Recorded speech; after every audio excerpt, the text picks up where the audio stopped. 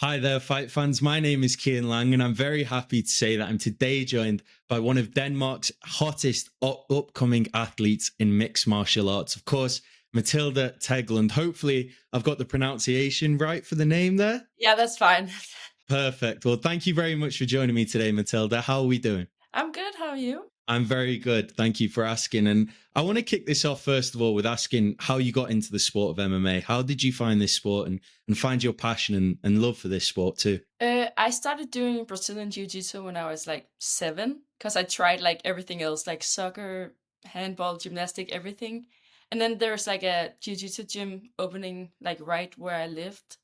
And then my parents were like, let's just try it. And then I just fell in love with it. And then I got like knee injuries and everything. And then I just slowly started doing like boxing and kicks and stuff.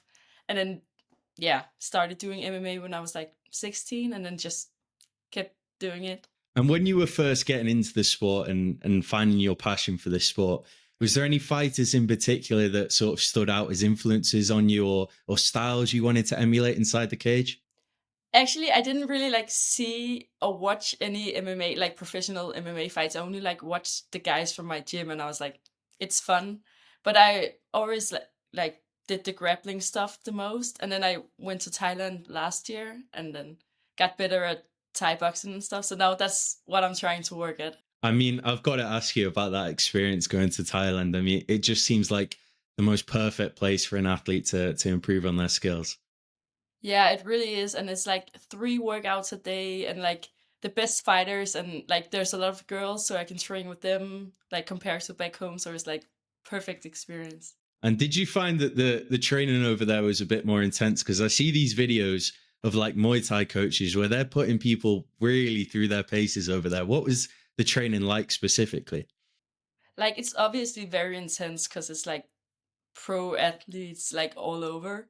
And the like the coaches are very like good at Thai boxing. So it's like very like scary to begin with because you're like new at it, but it's like it gets easier when you're there for like a couple weeks. And how long did you do out there overall? I did a month.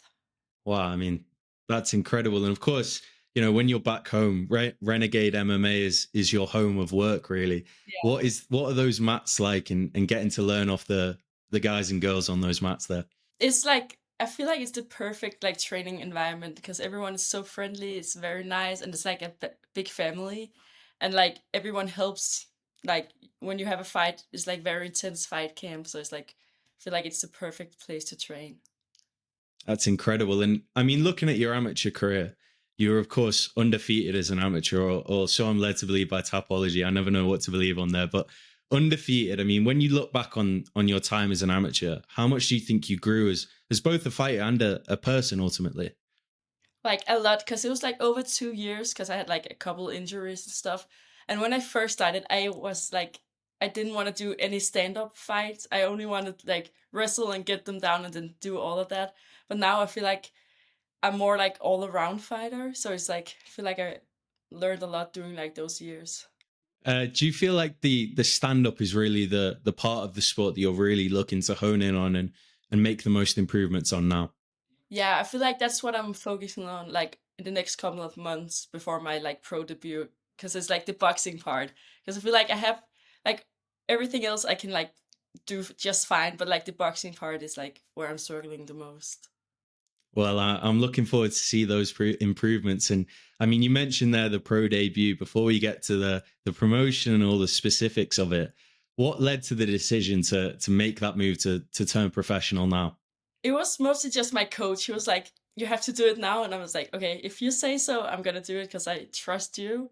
But it was obviously very scary because I only have like 4 MMA fights, and I was like, I wanted to have a couple more, but like he was like, "It's now or never," and I was like, "Okay, let's do it then." And of course, I mean, anytime you turn professional, the biggest decision I think is where you're gonna decide to have that first fight. You've chosen MMA Gala, which is an incredible promotion. What went into that decision? I've had like all my fights with them, and they're always like treating me very well, and they're like very professional. So I was just like, that's the easiest like way to do it, and they're like, they really wanted me, and I was like, if they want me that, then I'm gonna do it with them because they're like so nice. And is there a date that you've got in mind in particular when you'd like to make that debut? It's soon-ish, but I'm not allowed to say it just yet. But it's like not that it's very soon.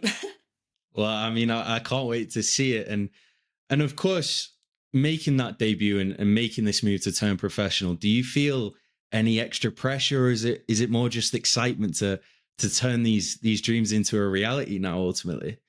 I feel like it's a mix of both because it's like obviously very nerve-wracking and it's like the elbows, the knees to the head, everything. So it's like you're obviously gonna get more hurt and stuff like that. But it's also like when you just like when you have the first fight, there's no going back. So it's also like, but I'm very excited. It's gonna be very fun. And I mean, looking at the landscape of mixed martial arts in Denmark at the moment, I feel like it's almost a bit of a golden generation. You know, people like Nicholas Dalby, Jonas Magard, who's just amazing over in Octagon. You know, people like William Mork on the amateur scene on the way up. How much does it mean to you to be a part of that generation and be the next name in line to make headlines from Denmark? It means a lot. I feel like it's the perfect time to be an MMA fighter.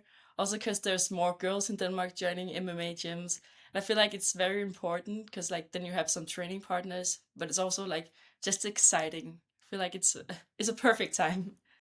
And I know that's something that's really important to, you know, getting other women to get into this sport and see the benefits that can come from doing this sport. Can you speak a little bit about that and why that's so important to you?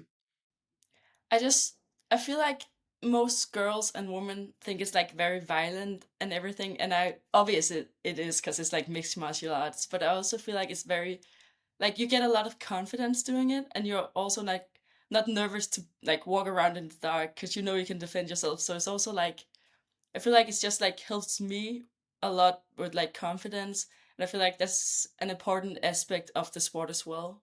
And do you feel like that confidence is maybe one of the bigger things that you've seen growth in from when you first started this sport to now? Yeah, I feel like that's the biggest part because it obviously like I'm getting better at the sport, but it's also like me personally, I'm like more confident now than when I started. And something else that I assume helped your confidence was I saw you did the reality TV show over in Denmark, which I'm going to try and say the name of. Is it Corpset? Is that Yeah, the cultural. Yeah, Corpset? I mean, what was that experience like? It looked like a crazy thing to get to do. yeah, that was insane. That was like the hardest thing I've ever done, and it was like much harder than doing like any MMA fight, any MMA camp. So it's like, yeah, I feel like now I'm like when I have to do something difficult, I'm like, okay, I did something worse in the reality show, so I was like, everything is fine now. But it was crazy. Yeah. I mean, was there like a specific task or something that stood out to you as when you think back, like, man, how did I get through that particular thing? There was like one part of the show where we had to run after doing something else, and usually I'm like, I can run easily, that's fine. But then I was just like kept passing out, but I kept going, and I'm like, if I can do that, then it's like everything else is like easy. That's great. That sounds like I've got a couple of friends going into the Marines, and that sounds like the sort of thing they're going into. So that's, Yeah. I mean, that's wild. And I mean, looking forward to this sport and your future in this sport now. Do you have a particular goal in mind, or a particular place, organization that you'd like to ultimately get to one day?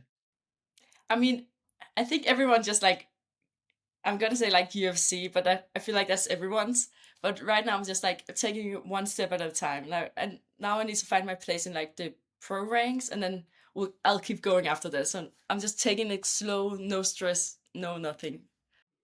And is there a particular message that you'd like to tell the fans on what they could expect when you make that debut and make that walk to the cage as a professional for the very first time? Yeah, I think it's just mostly like my game with the clinch, but just like at the elbows, the knees to the head. So just like a lot more violent, a lot more pressure, and just like a fun, a fun match to watch. That sounds incredible. And just final question for me, and again, thank you very much for your time today.